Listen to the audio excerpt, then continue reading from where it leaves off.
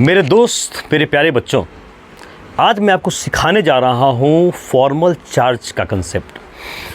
आप जब बहुत सारी बुक्स पढ़ेंगे, इसमें बहुत कंफ्यूजिंग कंसेप्ट दिया हुआ है।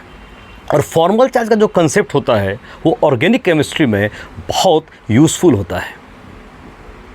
अगर कोई मॉलिक्यूल है जिसके डिफरेंट स्ट्रक्चर्स पॉसिबल हैं, तो कौन सा स्ट्रक्चर स्टेबल होगा, ये हम फॉर्मल चार्ज के कंसेप्ट से जान सकते हैं। फॉर्मल चार्ज है क्या? अगर सिंपल भाषा में हम बात करें तो किसी भी मॉलिक्यूल या आयन में जो एटम के ऊपर चार्ज होता है, किसी भी मॉलिक्यूल या आयन में एटम के ऊपर जो चार्ज होता है बच्चों, दैट इज़ फॉर्मल चार्ज। तो ज़्यादा ना बोलते हुए मैं इसको दिखाने की बच्चों कोशिश करता हूँ। बच्चों एक बात याद रखो कि मैं कुछ पॉइंट्स लिखवा रहा हूँ, उस पॉइंट्स को बस ध्यान देना कि अगर, देखो मैं बिल्कुल हिंदी इंग्लिश मिक्स करके लिखवा रहा हूँ ताकि आपको ज़्यादा फील कर सको। अगर एटम के पास इलेक्ट्रॉन्स, अगर एटम के पास इलेक्ट्रॉन्स, अगर एटम के पास इलेक्ट्रॉन्स वैलेंस इलेक्ट्रॉन्स के बराबर हो, वैलेंस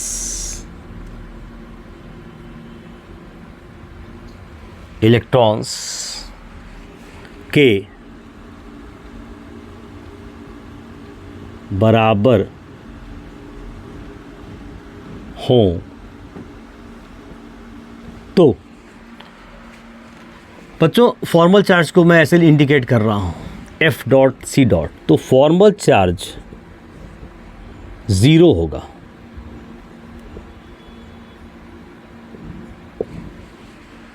अगर एटम के पास जो इलेक्ट्रॉन्स हैं, जस्ट एटम के चारों तरफ एटम के चारों तरफ जो इलेक्ट्रॉन्स हैं, अगर वो वैलेंस इलेक्ट्रॉन्स के बच्चों क्या हों, बराबर हों, तो फॉर्मल चार्ज क्या होगा? 0 होगा। और अगर एटम के पास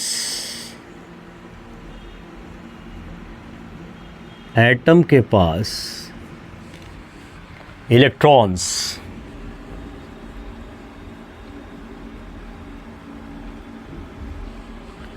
वैलेंस इलेक्ट्रॉन से, क्या विशाल बता, वैलेंस इलेक्ट्रॉन से ज़्यादा हो,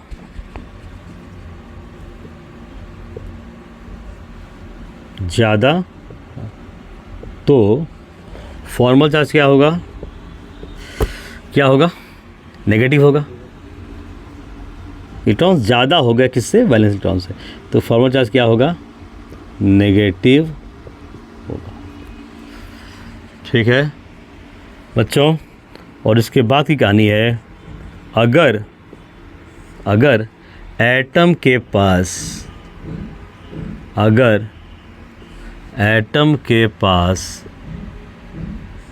इलेक्ट्रॉन्स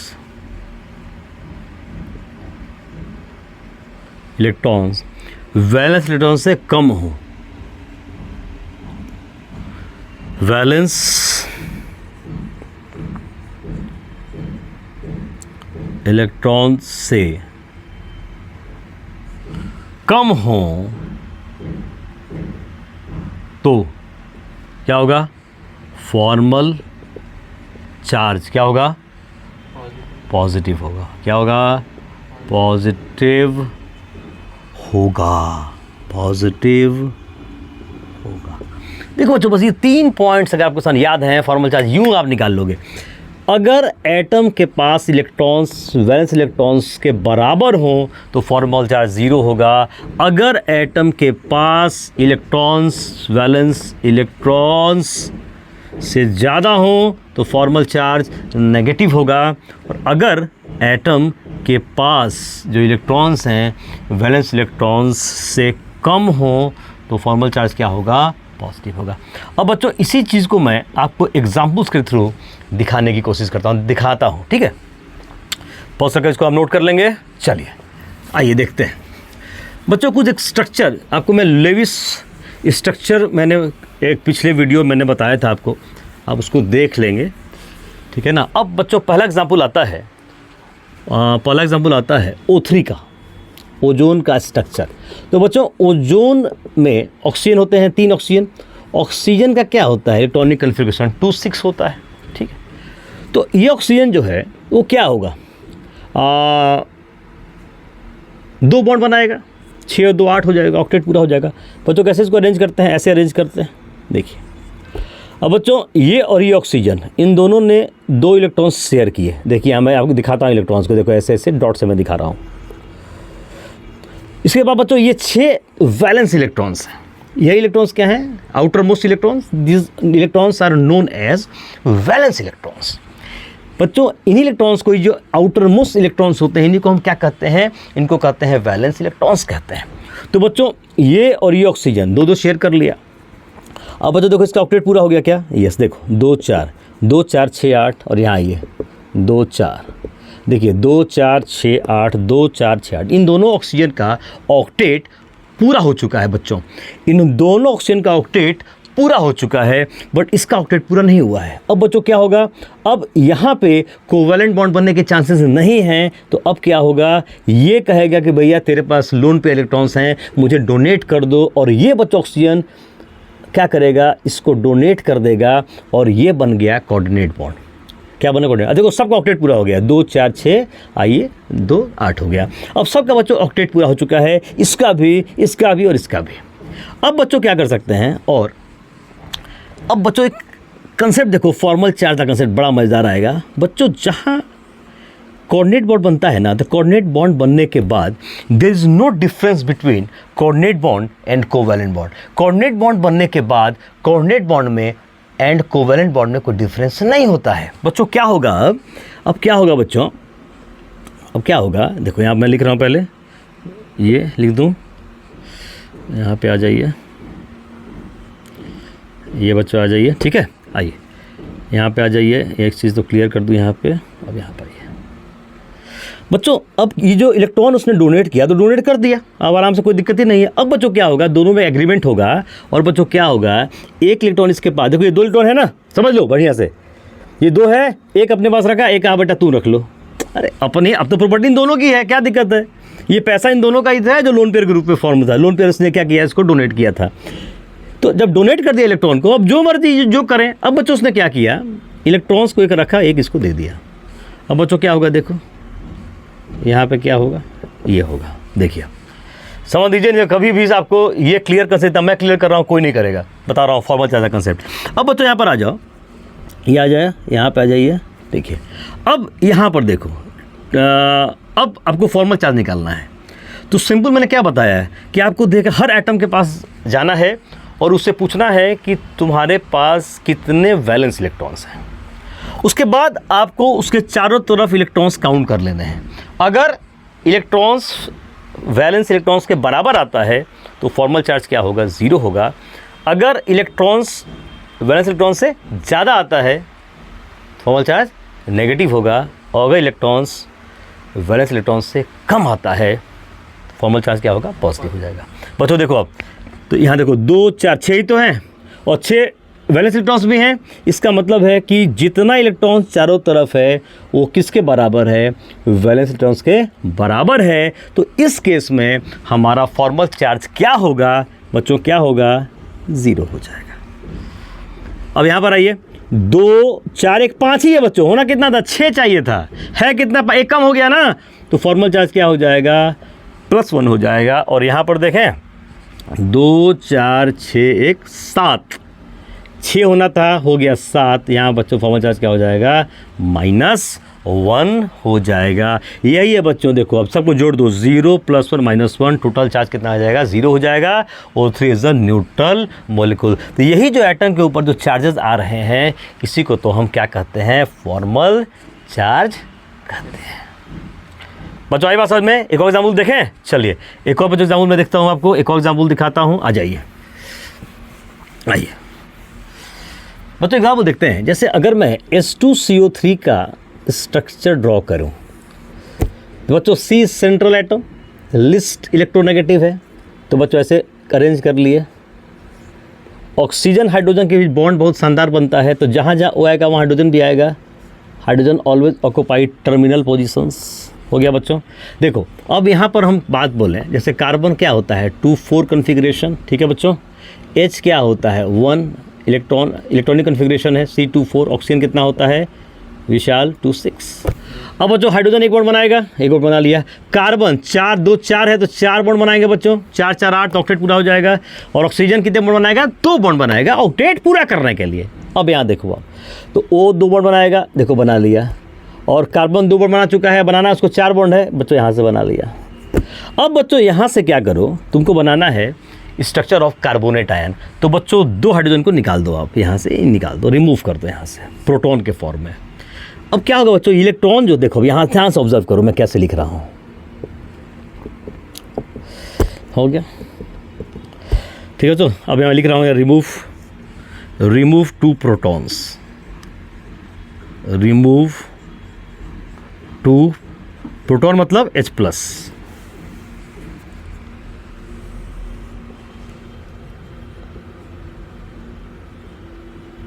रिमूव 2 प्रोटॉन्स। प्रोटॉन मतलब H+ को बच्चों हम प्रोटॉन बोलते हैं।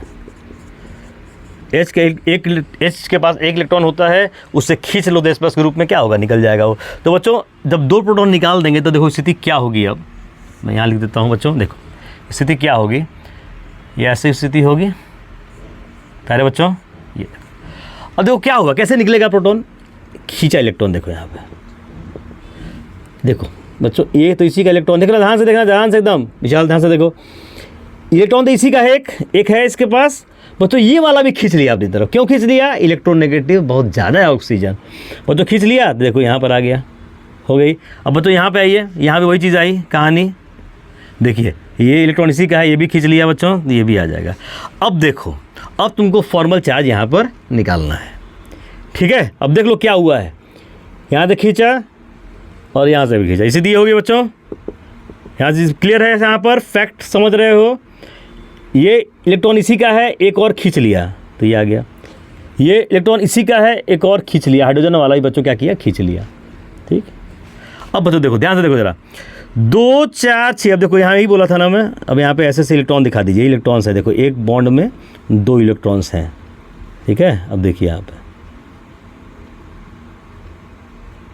ऐसे दिखा दीजिए, देखिए अब देखिए 2 4 6 एक साथ, होना क्या था 6, क्या हो गया, एक ज़्यादा हो गया, तो फॉर्मल चार्ज क्या हो जाएगा -1 हो जाएगा। यहाँ बच्चों 2 4 5 6, ठीक है, फॉर्मल चार्ज क्या हो जाएगा 0 हो जाएगा। बच्चों यहाँ पर आइए, यहाँ पर आइए, 2 4 एक साथ, यहाँ क्या हो जाएगा -1। यहाँ पर आइए 1 2 3 4, फॉर्मल चार्ज कितना हो जाएगा, यही तो बच्चों करना है, वेरी इजी। तो देख रहे हो कार्बोनेट आयन में मैंने आपको फॉर्मल चार्ज निकालना सिखा दिया। सबको जोड़ दो, -1 0 -1 + 0 -1 + 0 कितना आ गया टोटल, -2 आ गया। तो देखो इसीलिए तो आप ऐसे दिखाते हो ना कि CO3 कैसे दिखाते हो, कार्बोनेट आयन दिखाते हो ना, CO3 2-। तो ओवरऑल चार्ज तो इस पर नेगेटिव ही है, 2 नेगेटिव चार्ज है इसके ऊपर, ये पूरे में ही स्प्रेड होगा। लेकिन हम ये दिखाएंगे ना कि फॉर्मली जब इस आयन है तो एटम के ऊपर कितने कितने चार्जेस हैं, इसी को बच्चों हम क्या बोलते हैं, फॉर्मल चार्ज बोलते हैं। तो यही देखो ये क्या आ जाएगा, दिस इज कार्बोनेट आयन। देख रहे हो ये बच्चों क्या आ गया, दिस इज कार्बोनेट आयन। तो आपको आई होप बच्चों कि ये कंसेप्ट समझ में आ गया होगा, फॉर्मल चार्ज का कंसेप्ट। चलिए अच्छा बच्चों एक और चीज़, अब बोलोगे सर इसका यूज़ क्या है, इसका यूज़ क्या है बच्चों। तो आपको एक चीज़ बता दूं कि अगर मान लेते हैं कि अगर कोई मॉलिक्यूल है, इसके 2 स्ट्रक्चर या उससे ज़्यादा पॉसिबल हों, तो आपको ये देखना है कि कौन से स्ट्रक्चर में फॉर्मल चार्ज जो है, क्या है फॉर्मल चार्ज जो है वो कितना कम आ रहा है। जितना फॉर्मल चार्ज कम होगा उतना बढ़िया है, उतना क्या होगा, स्टेबल मॉलिक्यूल होगा। क्योंकि जितना चार्जेस उतना अनस्टेबिलिटी। तो बच्चों देखो एग्जाम्पल से देखो, चलिए देखते हैं। जितना फॉर्मल चार्ज कम उतना ज़्यादा स्टेबिलिटी। बच्चों एक कंपाउंड है साइनोजन, क्या है विशाल, साइनोजन, साइनोजन। इसका बच्चों फॉर्मूला होता है CN2। इस फॉर्मूला CN2 फॉर्मूला होता है इसका, CN2। अब इसका स्ट्रक्चर हम दो ड्रॉ कर सकते हैं। कैसे बच्चों? ऐसे भी ड्रॉ कर सकते हैं और ऐसे भी ड्रॉ कर सकते हैं। अब यहाँ पे देखिए वो चॉकलेट तो सबका पूरा ही है, यहाँ पे देख लीजिए आप।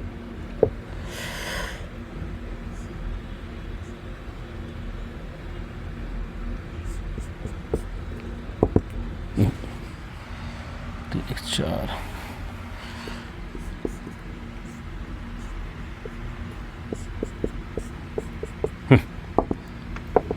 देखिए बच्चों, अब इसको मान लेते हैं कि A है, इसको मान लेते हैं B है, ठीक है। इसको मान लेते हैं कि ये A है और इसको मान लेते हैं क्या, B है। बच्चों यहाँ देखो, अब ये भी संभव, ये भी संभव है। अब इन दोनों में स्टेबल फॉर्म कौन होगा?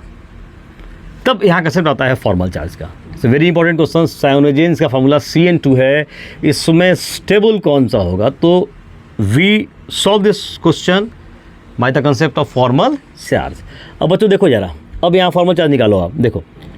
देखो लेविस में कोई मतलब, लेविस में सिर्फ इलेक्ट्रॉन्स को शेयर करा के ऑक्टेट पूरा करना था, वो पूरा हो गया है। दोनों में देखो ऑक्टेट पूरा हो रहा है तुम्हारा, सब में, ठीक है। देख लो 3 3 6 2 8 सब है तुम्हारा, 3 3 6 2 8 सब में ऑक्टेट पूरा है तुम्हारा, देख लो आप। अब बच्चों फॉर्मल चार्ज निकालते हैं। देखो यहाँ पर 1 2 3 4 5 कार्बन का क्या होता है बताओ? कार्बन का जो होता है कन्फिग्रेशन 2 4 होता है, और N कितना होता है विशाल?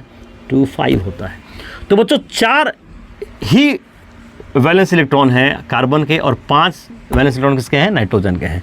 अब बताइए मेरे को, यहाँ टोटल 5 आ रहा है, एक ज़्यादा आ गया ना, तो फॉर्मल चार्ज क्या हो जाएगा? बोलो विशाल, नेगेटिव आ जाएगा। अब यहाँ पर आइए, 1 2 3 4 है बच्चों। देखो 1 2 3 4 होना क्या था? 5, एक कम हो गया तो क्या हो जाएगा? ये +1। यहाँ बच्चों आ जाओ, 1 2 3 4 अगेन यहाँ +1, यहाँ पर आ जाइए 1 2 3 4, यहाँ बच्चों क्या आ जाएगा? -1, ठीक है। अब यहाँ पर आइए, 2 3 4 5 कितना होगा? 5 आ गया, 5 है भी बच्चों वैलेंस इलेक्ट्रॉन, तो यहाँ फॉर्मल चार्ज कितना हो जाएगा? 0। यहाँ पर आइए, 1 2 3 4 कितना हो जाएगा? 0। 1 2 3 4 कितना हो जाएगा? 0। 1 2 3 4 5 कितना हो जाएगा? पर तो फॉर्मल चार्ज 0 है, तो फॉर्मल चार्ज कहाँ स्मॉल आ रहा है? इसमें आ रहा है। तो फॉर्मल चार्ज यहाँ सबसे स्मॉल किस में आ रहा है? इसमें आ रहा है नो फॉर्मल, यहाँ कोई फॉर्मल चार्ज है ही नहीं। इस केस में कोई फॉर्मल चार्ज नहीं है, इसलिए बच्चों B is more stable then A।